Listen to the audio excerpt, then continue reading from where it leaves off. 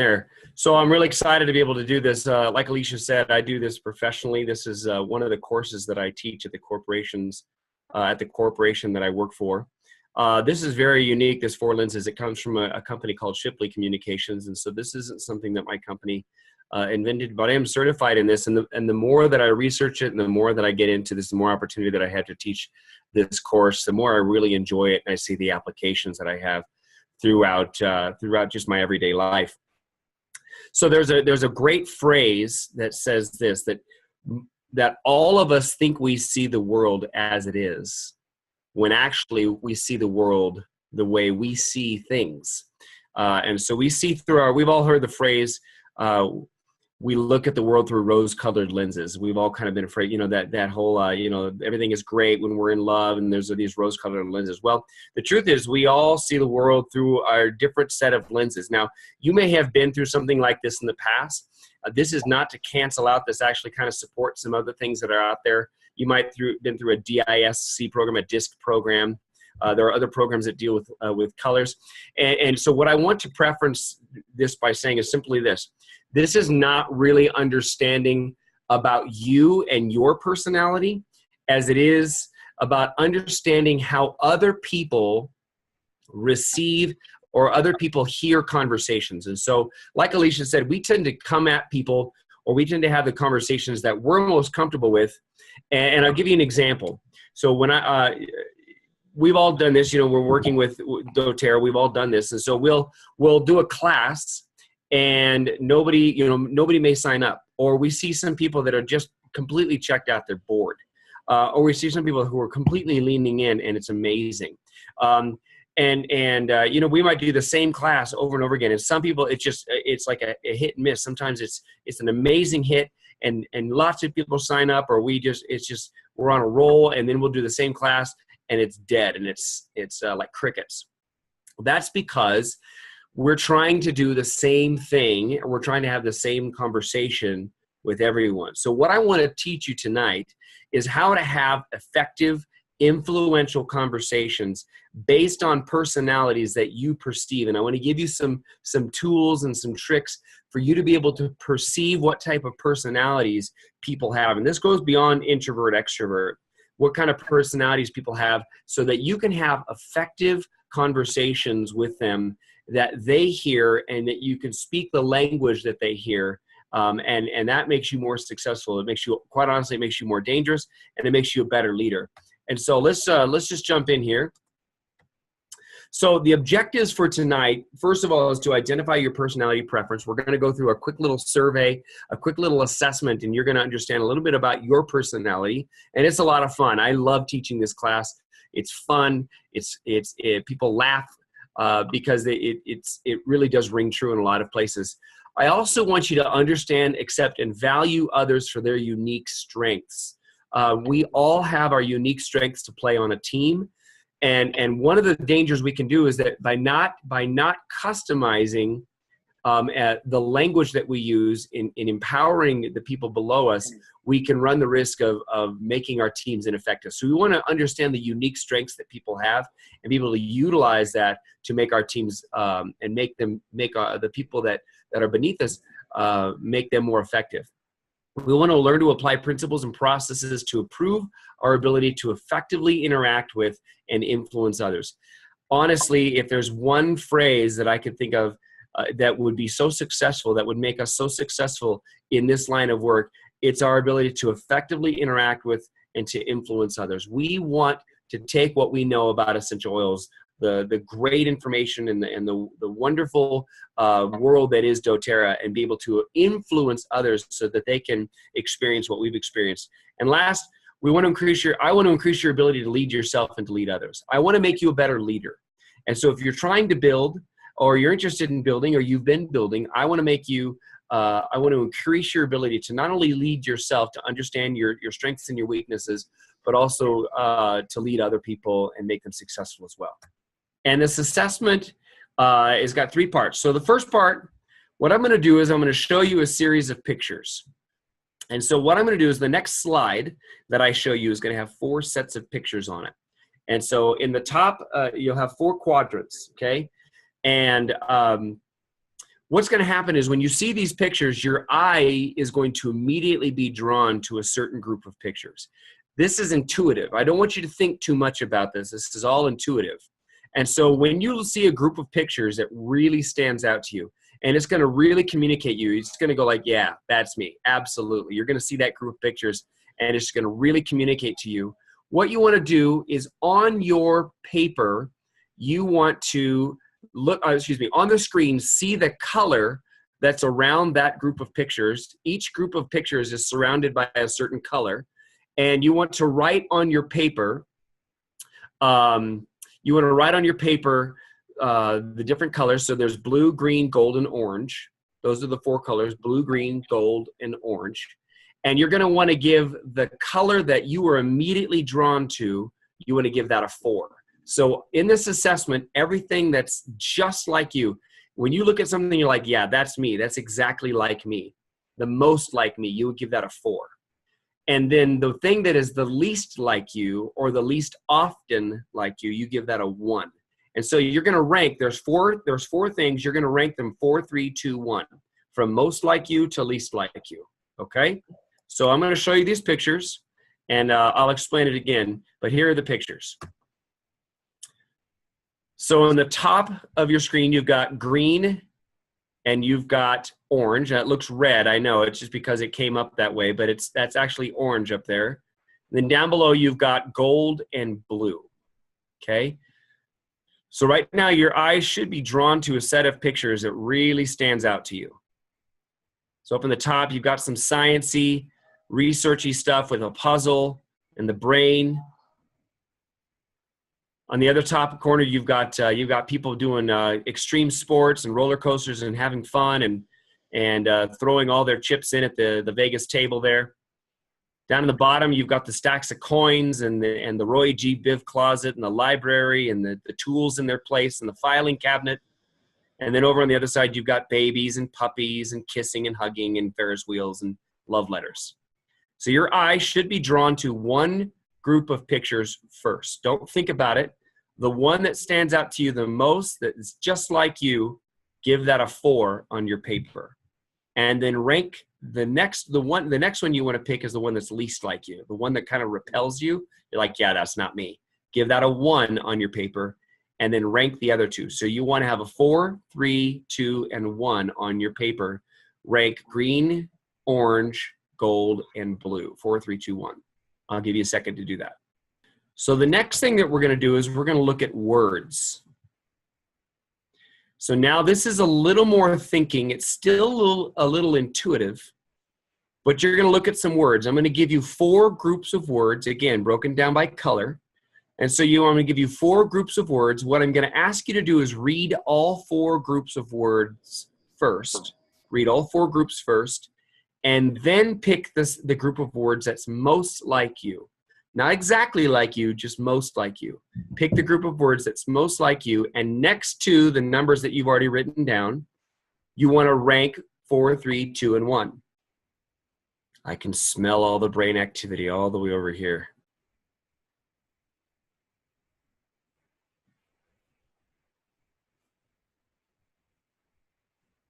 Now, some of you are already feeling stress about getting this right. And if you're already feeling stressed about getting this right, I can already tell you what color you might be. Some of you are looking at this and saying, this is dumb. I can already tell you what color you might be.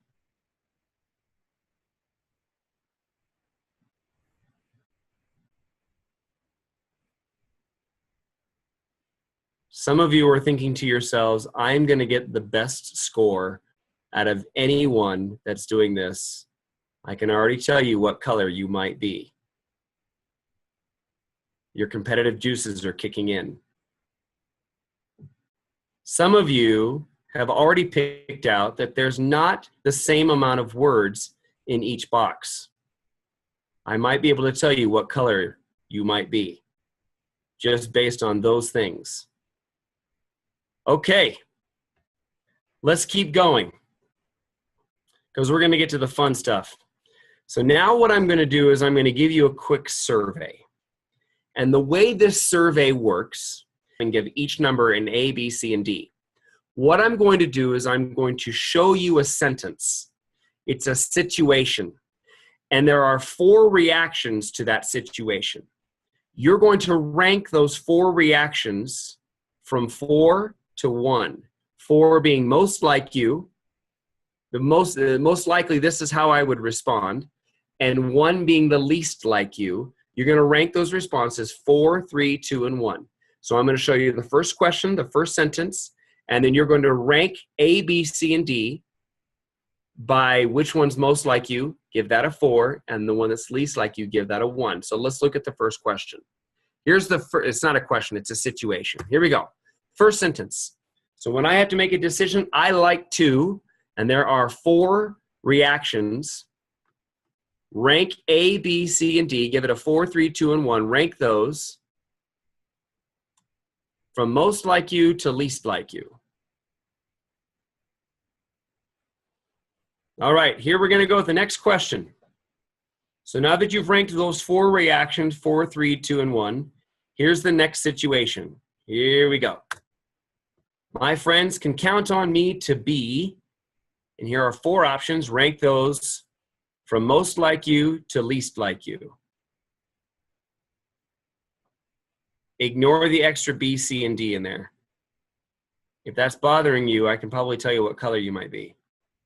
Also, fully of energy probably bothers some of you too. Here we go, next situation.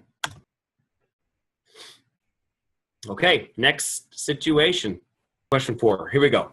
In a crisis situation, others depend upon my... So now you'll want to add your scores. You probably got a really good idea now of what color your personality preference is. Now, this isn't your personality. This is your personality preference. This is how you make decisions. This is how you process information and how you receive information. So based on what your score is now, let's go into learning about the different colors. And this is where it's going to provide a lot of great insight for you, because you're going to start probably right away, you're going to be able to identify probably people close to you, spouses, children. You'll be able to identify people around you pretty quickly, which personality preference they have. So let's jump into this. So let's start with greens. So you'll notice there at the beginning, right there in the middle, at the core of a green, their core value is competency. Competency is huge. So when I say competency, what I mean by that is this. People who, typically greens, they'll want to be seen as competent. They like to be around competent people. And one of the things that drives them crazy are people that they think are incompetent. And so competency is huge. Greens want to be the smartest person in the room. They try to be the smartest person in a setting, in a gathering. They're usually the ones spouting information, data. They're usually the ones that will challenge if somebody says, you know, it's really a great thing. And they'll say, you know, Disneyland, it's so much fun. Oh, no, Disneyland's not very good. It tell you where you should go. Those people who are constantly trying to correct and try to establish that their opinion is the right opinion, they're typically green. Now, the reason why you want green people on your team, the reason why you love to have green people on your team is because they're excellent at research and they're excellent at data. When you have a need for research, then you want to ask somebody on your team that you perceive to be green. You want to ask them to do the research for you, because they're going to love it. They're going to go crazy on it, and they're going to provide really great information and data to your team, to you. They're going to be your go-to person on your team. When somebody posts something on Facebook, says, does anybody know any oils that can do this? Your green is going to know that information. Your green's going to have that information because they're going to research it. You know that Modern Essentials book? They're going to read that. They're voracious readers. They'll read everything. They'll read books, magazines. They'll read the backs of milk cartons. They'll read the size of cereal boxes. They'll read everything. They love to read. And so those greens are valuable on your team. Now, at the very bottom, though, you see a word. That is the negative perception of a green. Unfortunately, Greens have a tendency to come across as arrogant. It doesn't mean that they are arrogant. It's just they come across that way. And so you'll have people that are very off-putting, but it's not that they're arrogant. They just come across as more intellectual and more intelligent than you or somebody else. And so you have to really temper that and understand that that's just the way they communicate information. It's not that they're arrogant. It's not that they're mean. It's just, some people, they tend to be called robotic, and they're not robotic, but they come across as unfeeling and unemotional. Now, what do Greens value? Greens value correct data. They want correct data. You could hand them information, and if they find something wrong, because by the way, they'll double check the information that you give them. When you give them facts and figures and you go out and say, I read on a website that the essential oils do this and that, then they're going to go out and research it. They're going to go out and prove it. Not to prove you wrong, but they got to correct the data. And so they value correct data. So you want to give Greens correct data. They're typically, Greens are very calm, cool, and collective. They're typically not emotional. They don't react emotionally, and they don't feel things deeply. They react intellectually. So they're extremely analytical. Now, the things that they love, let's jump down to their joys. They love being right. They love to be the smartest person in the room, and they love to continually learn. This is why you want to take the Greens on your team and put them to work. Say, listen, you need to be my go-to guy. You need to be my go-to girl. When we have questions on our team about what oils do or the process of how to put oils on and the right way to use them and combine them, I'm going to refer them to you because you're going to be our go-to person for that kind of information. And they love taking tests. Greens love taking tests for one simple reason. They love to prove that they're right. They love the challenge. They love to show how smart they are. Now, what do they need? They need numbers and data. So when you're teaching a class to Greens, you've got to go through numbers. You've got to go through data. You've got to go through the CPTG, and you've got to go through, those 5 stages. Your Greens are the ones that are your skeptics. You're like, yeah, show me the numbers. Show me what it means that you say this and this and this. What's the science behind it? They love the puzzles and the challenges. They love things that cause them to think and the challenge of trying to solve something. And they like logical explanations. Greens do not respond to the feel-good explanations. They don't respond to, oh, smell this oil, it makes you feel good. They don't care about the feel-good stuff. They want to know, what does it do? What's the science behind it? The challenges that they have are in communication. Your Greens are going to be hard communicators. They're not going to see sitting down and doing a class really easy. Greens are not easy communicators, and so you're going to have to help your Greens on your team learn how to communicate and grow their team in a way that helps their personality, but also help them expand that personality. They're challenged by relationships. Interesting thing about Greens is that Greens, if you're a Green, if you've got a high number of Green, I'm going to scroll through here, but if you're a high Green, typically you've had the same 2 to 3 to 4 friends for most of your life. Nod your head if that's true. You've probably had the same 2 to 3 to 4 friends for most of your life. And that's probably not going to change because you're not interested in making more friends. You made friends, those spots are filled, and you're not really interested in making any more friends. That's it, you're done. See, and so they have a challenge with relationships. You want to be their friend, but in their mind, they're thinking, that's great. I already have friends. I don't need any more. I've got enough. So I've got 4 friends. That's all I need. I'm done. And so they're challenged to innovate, and they're challenged to change to come out of that. That's why when we work with Greens on our team, we have to learn, we have to help them come out of that shell and help them communicate with other people. All right, raise your hand. I'm going to look really quickly here. Raise your hand if your high number was Green. If you're high, oh, Jeff and Christy, both Green. Okay. Any other Greens?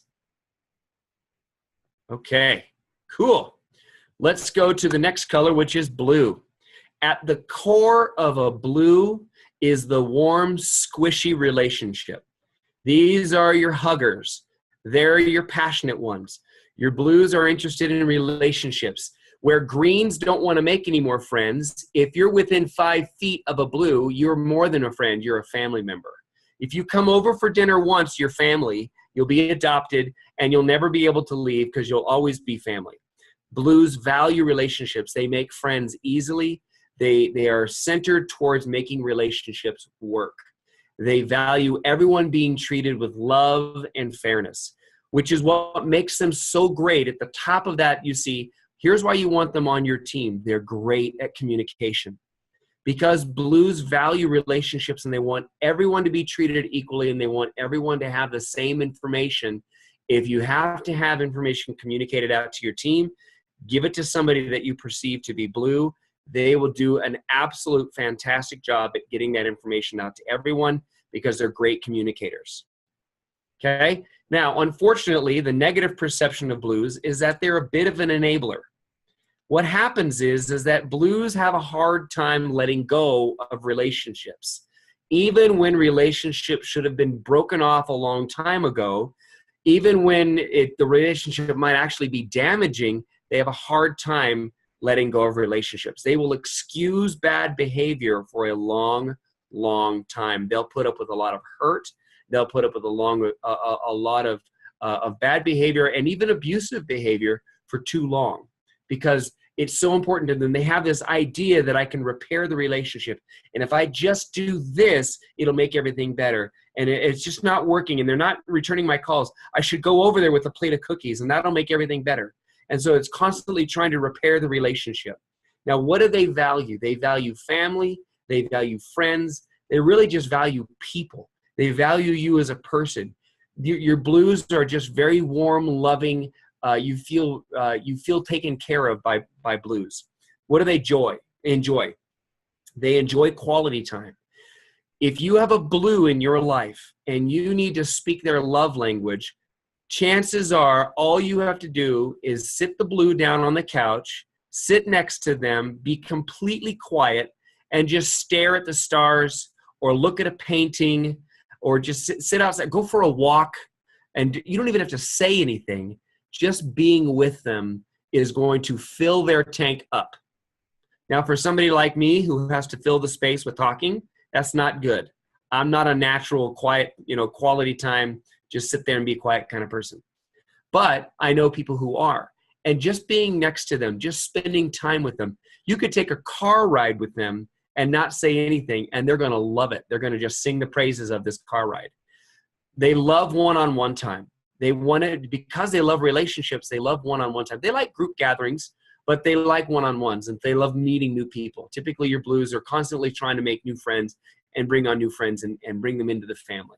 Now, what do they need? Blues tend to be a bit fragile. Where greens, you could say mean things to a green and they're going to go, yeah, I don't really care because you're not really my friend and you're not in that 4 group, so it doesn't really bother me.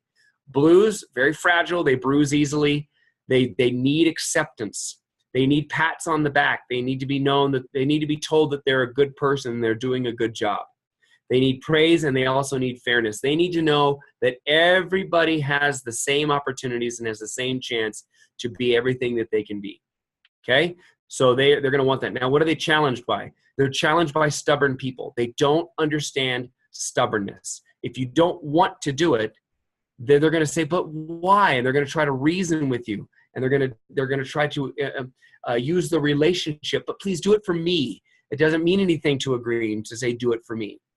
They don't like dominance and they don't understand bullies. They don't understand why people would be mean at all. They just don't understand meanness.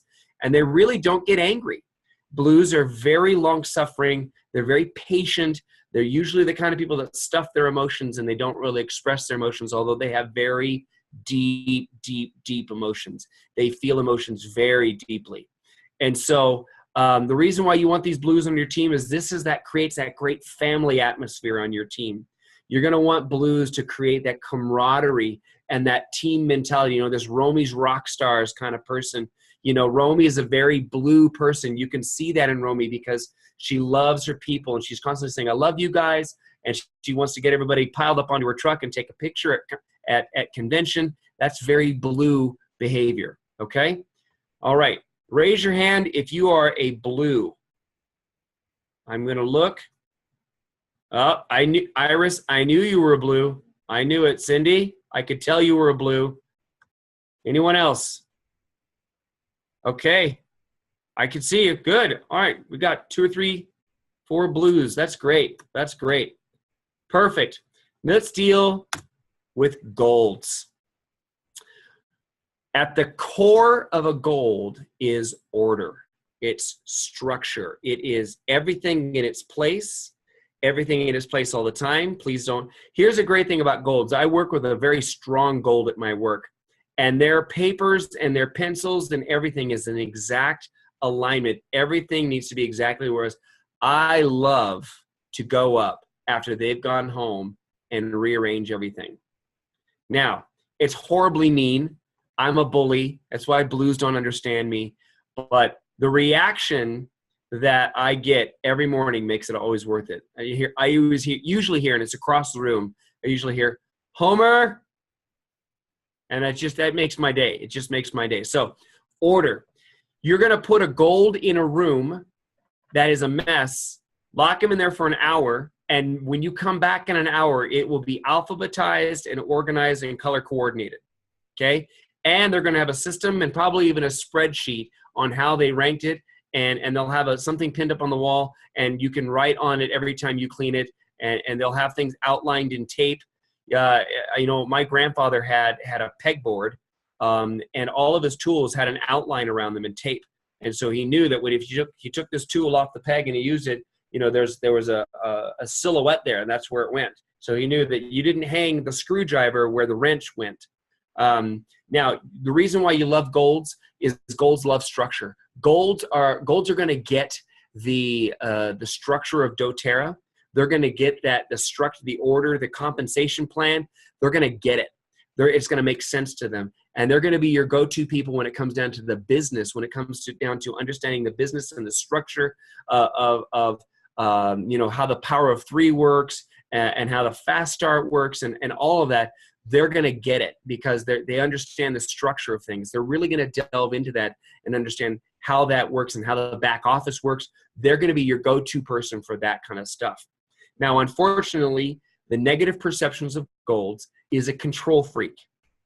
Okay? If you're gold, you know what I'm talking about, because typically golds don't like to let other people do it. They just rather do it themselves because you're going to mess it up. And so just let me do it. That way you don't mess it up and I can just do it. I know if I do it, it'll be done right. For instance, if a gold is trying to show somebody how to do something on the computer, it's going to go something like this. They're going to say, okay, good. Go ahead and click on that. Right. Move the cursor down to the bottom right. You know what? Just let me do it. I got it. I'll just get you logged in there. And so the golds they're not going to be able to release control very well. They'd rather just do it themselves, which makes them very bad delegators. Golds don't like to dole out work very well. They just rather do it themselves. Now, what do they value? They value success. Golds love to be successful because it shows that the way they're doing things is right. And it's just proof that you should do it my way. And if you want to be successful, just do it my way. Okay? They love stability and they love being taught. They love training because they want to learn the right thing to do. Here's the interesting thing about golds and blues. Golds and blues both love recipes. They love recipes. Blues love recipes because every time they cook this recipe, it just brings them back to the old country, the way grandma used to cook it back in the old country. Golds love recipes because that's the way it's done. If I follow the recipe, I'll get the same result every time. I need a recipe, write it down. I don't want to make it up. Just where's the recipe? And so both love recipes, both love traditions too. The reason why they love tradition, you can see down there in Joy's, they both love tradition. Blues love traditions because this is the way it was always done, guys. This is the way we did it when I was a child. It's the way my grandparents did it when they were children. Gold's like, yeah, I don't care about that stuff. This is just tradition. This is the way it's done. It's dependable. And I know that we take out our Christmas tree on Thanksgiving Day and we set it up. And we set it up by Christmas Day, and we all toast, and we all sing Kumbaya, and that's it. It's tradition. It's the way we do things, and that's just it. So they love that, and it brings security to them. And again, they love the data and the info. They love the back, just like greens. They love that data info, that proof. Okay. Now, what do they need? Yes. Yeah. I have the same score in the blue and the gold. That's not uncommon. Okay. That's not uncommon at all. Okay. In fact, having a tie is actually really, really good. It just means, was that Iris? It just means that you can jump back and forth. We call that environmental personalities. It means in certain personalities you can be one, in certain environments you can be one personality, in other environments you can be another. It's not bad. It's not schizophrenic or anything. It just means that you've become adept at two different personalities. That's not a problem. Good. Okay. So what do they need? They need clear goals. You can't tell a goal to just do better. You can't tell a goal to just try harder. You can't tell a goal to earn more. You have to give them a clear plan. They need clear goals. They need specifics. They need the organization and the structure. If you introduce a goal to the back office and the compensation plan and the way the doTERRA structure is, they're going to take off. They're just going to know it. Okay? Now, what are they challenged by? They're challenged by just flying by the seat of the pants. They're challenged by out-of-the-box thinking. For goals, rules are it. Rules are what makes the earth turn around. They love rules. They do not handle failure very well. Last week, you heard about Alicia curling up in the fetal position in the corner because she perceived that she failed. That's a very gold personality trait, okay? They don't like to perceive that they failed, and they take it very, very hard. And they don't like chaos. And so they're very structured. They like things where they're supposed to be. Let's jump into orange. But before we do that, who's gold? Raise your hand if you're gold. I see 1, 2, 3, 4. Okay, Lenny's gold too. Okay, good. Let's jump into orange. Oranges are your juvenile delinquents. Oranges are the ones that were sitting in detention in junior high school. Oranges are the ones that are usually saying, look what I can do. Hey, watch this. That kind of stuff. Okay. Oranges are on the walls, walking on the tops of the walls. Oranges are the ones that invented most of our extreme sports. Okay. It wasn't enough to ride a bike. Now you have to ride a bike down a gigantic ramp, or you have to turn your bike into put skis on your bike. It's just not enough. It's not enough to take your bike off a jump. Now you got to do 3 flips off the jump. And so oranges are your out-of-the-box thinkers. They're the ones that are constantly growing and experimenting and trying to find new things. Let's see, I'm going to check the chat room here really quickly here. All right. Oh, it looks like Courtney says she has 3 ties. That's not unheard of. That's not unheard of. I'll tell you my scores in just a minute. And you'll find out that it's pretty interesting. So let's go back to oranges. Oranges love to touch. They love to explore. The world is their oyster. At work, oranges are the ones that are never sitting at their desk. They're always wandering around and visiting with people. Okay. At school, they're always the ones that are being told to sit back down. They're always the ones that are running around. Oranges get mistaken for ADD a lot. And it's not that they're ADD, but orange's battle cry is, I'm bored. Okay. And if they're not having fun, you'll know it because they decide to turn something into a game. They turn everything into a game. Everything's a challenge and everything's a game. Now, what are they at the center of who they are is freedom. They love the ability, the idea of being free to make decisions, to choose their new options. Their life is a choose your own adventure book. The reason why you love these people on your team is they are creative. They're out of the box thinkers. They're the ones that are constantly thinking of new ideas and new challenges. They're the ones thinking of new combinations for the oils. They're thinking of new ways to reach people. They're thinking of they're great party planners because they're thinking of how can we just have fun with everyone. What do they value? They love friends. Here's the problem. Where greens have 3 to 4 friends and they've had 3 to 4 friends for most of their life, oranges have a lot of acquaintances, but they'd be challenged to really determine who their close friends are outside of a spouse. They'd be really challenged to pick 2 or 3, and typically their close friends are probably their close friends by proximity. It means like it's somebody that they work with or it's more recent, but they'll struggle having like lifelong friends for most of their life. Okay. They love rewards, okay? You can usually incentivize an orange to do something by offering some kind of reward. Heck, I'll show up for this sizzle just because there's an award at the end, okay? That's the thing. I love rewards. I love you give me a cookie or give me a Scooby snack, I'll do whatever you want. They love physical connections. Typically, oranges like to touch. And so you'll know oranges because they like to high five, they like to give you knuckles, they like to tap you on the shoulder. Oranges and blues are huggers. They're usually off in the corner hugging, and the golds and the greens are staring at each other awkwardly, hoping that nobody touches them.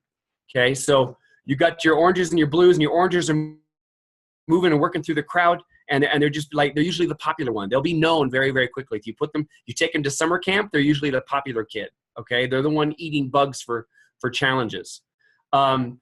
Unfortunately, the negative perception is that they're very self-centered. Oranges love to think about what's in it for me, and they typically leave people behind. They're thinking about, I'm bored, what's in it for me, what can I do, I'm not having fun, and so they tend to be very self-centered when it comes to their decisions. What are their values? Again, they love friends, rewards, physical connections. They love action. They love to be active. They love fun. They love adventure. They like to play with new toys. They typically go buy new toys. They're early adopters when it comes to technology. They love the new exciting toys. And unfortunately, the greatest thing to ever happen to an orange was the first time they had sex. It's like the greatest thing ever. It's true. What do they need? They need flexibility. Where rules are comfort to gold, rules are discomfort to oranges. Oranges see rules as a suggestion. Gold see rules as the necessary things that make the world go round. Oranges are like, yeah, we'll see. It's more of a suggestion, really. They need change. They need constant change. They need the physical touches. They need the hands-on activities.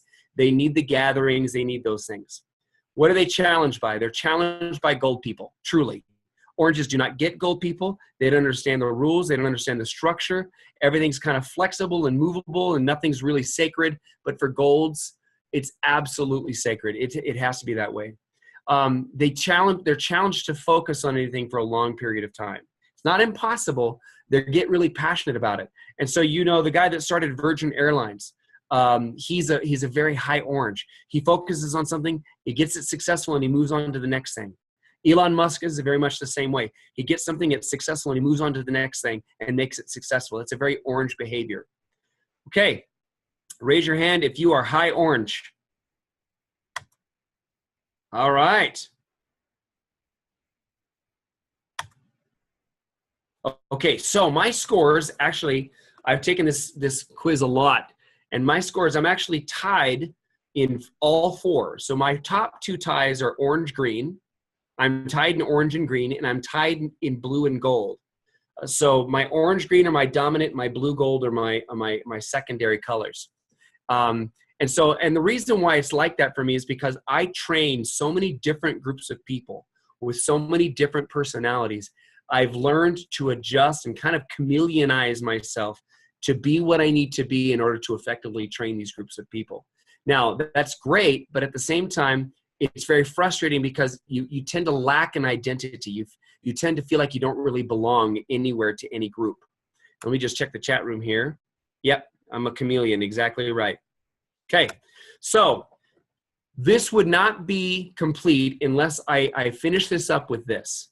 When you're talking to people about doTERRA, when you're talking to new people and you're out there having conversations with new people, you are going to very quickly pick up on their color and what's important to them based on the questions that they're asking. So when you're talking to a green and you're offering statistics, they're going to say things like, where did you find that? Who said that? Did you read that? Where did you read that? What doctor? What hospital? Johns Hopkins. Which doctor at Johns Hopkins? What date was that published? They're going to ask those questions because they want to go back and research it now. You can't just give them stats and figures and be black and white. Things have to be theoretical. They're not just going to arbitrarily believe you. So with greens, you want to have links. You want to have websites and links and resources that you can send them to where they can do data and research. Greens will not make a decision on the first visit. The first conversation, it will not be a decision. You're going to have to work on a green 2 or 3 times to get them to decide because they're going to research it and think about it and think about the logic of it. They're not going to make an emotional decision right there on the spot, okay? With blues are going to ask you about sick family members. They're going to ask you, okay, well, I have a child who has this. What would I use on them? I've got a family member who has this. Is there something that I could do what could I put in the house that would really just make it nice for everyone? And they're going to talk about sharing oils and they're typically give their oils away. And You know, I have a mother-in-law that's very blue, and she just gives her oils away, or she'll buy oils for people and just give them. And we're like, Mom, you got to sign them up. It's the whole process of signing them up. You got to get them their own account so they can buy their own oils. But she's so giving. She just wants to give those oils. And so typically blues are going to ask questions about relationships. How do these oils affect the people that they love? Greens we already talked about greens, blues. Golds are going to ask about the structure. They're going to ask about the compensation plan. They're going to ask about is it a pyramid scheme? They're going to ask you to explain the structure of things, and they're going to ask you to explain how things work and the value of things. And then oranges they're going to use phrases like cool, oh, that's awesome, that's exciting, how new is this, how many oils are there, can you get them all, what are the new oil, how often do new oils come out? They're always talking about the new stuff. And so I want to show you this slide, and this will be great information for you to take down. So when we're talking about selling points for oils, I know we don't sell oils, but when we're talking about the selling points on how to really convince people and speak their language, when we're talking about doTERRA, to agree, we want to talk about the data and the research and the science. When it comes to blue, we want to talk about taking care of loved ones and how it's going to bring everybody together, and it's just a big family. When we talk about goals, we want to talk about the value and the compensation and the structure of doTERRA and how the business runs. And when we talk about oranges, how exciting it is, how much money they can make, and it will finance their dream life, and how having all that money will allow them to live their dream life. Now, greens and blues and golds all love to live their dream life too. But for oranges specifically, you want to talk about that earning potential and what it could possibly do for them. And it's going to get them excited and emotional.